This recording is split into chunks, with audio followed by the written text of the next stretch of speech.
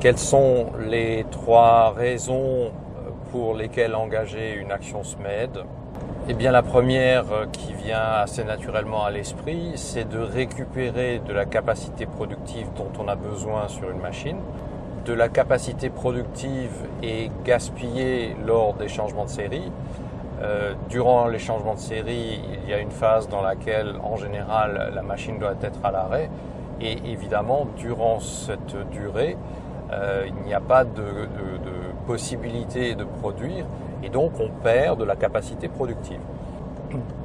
Travailler sur réduire la durée des changements de série ou des changements de format permet alors de récupérer cette capacité productive.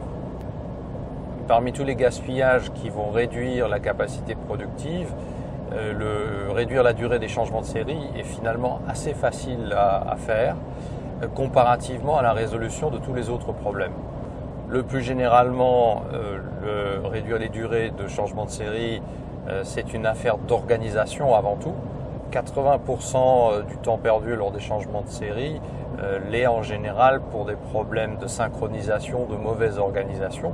Il n'est donc pas nécessaire d'investir dans de la technologie, des moyens ou quoi que ce soit. Il suffit simplement de mieux s'organiser, d'être plus rigoureux et avec ça, on peut faire des gains très significatifs et donc récupérer de la capacité productive. Le deuxième cas d'emploi de SMED, si je puis dire, c'est de rendre une machine plus flexible. À partir du moment où l'on réduit les durées de changement de série, on peut changer plus souvent. Et si on change plus souvent, eh bien, on peut réduire la taille des lots. Et en réduisant la taille des lots et en changeant plus souvent, on peut donc ajuster la production à différents types de séries, différents types de pièces et être ainsi beaucoup plus réactif aux différentes demandes. C'est aussi une bonne voie pour diminuer les stocks puisque chaque fois que l'on va réduire la taille des lots, on va également réduire la taille des encours. Qui dit réduction de la taille des encours dit également accélération du flux, puisque là c'est la loi de Little qui entre en ligne de compte.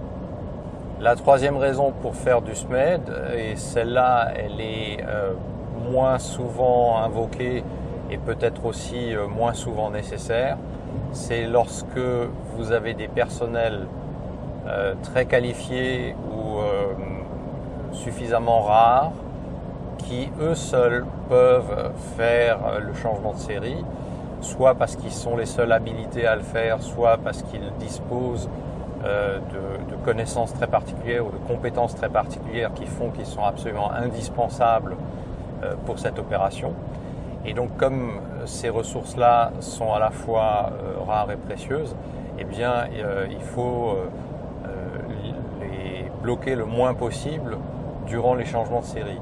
Donc si on raccourcit la durée des changements de série, on rend disponibles ces personnels, soit pour multiplier les changements de série sur la machine même ou sur d'autres machines, soit on leur libère du temps pour d'autres activités à valeur ajoutée.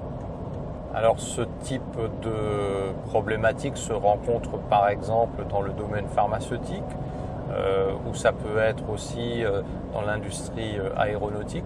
Lorsque vous avez des personnels habilités qui peuvent intervenir sur telle et telle chose et pas d'autres, eh bien, ma foi, vous êtes contraint, c'est cette ressource forcément qui est nécessaire.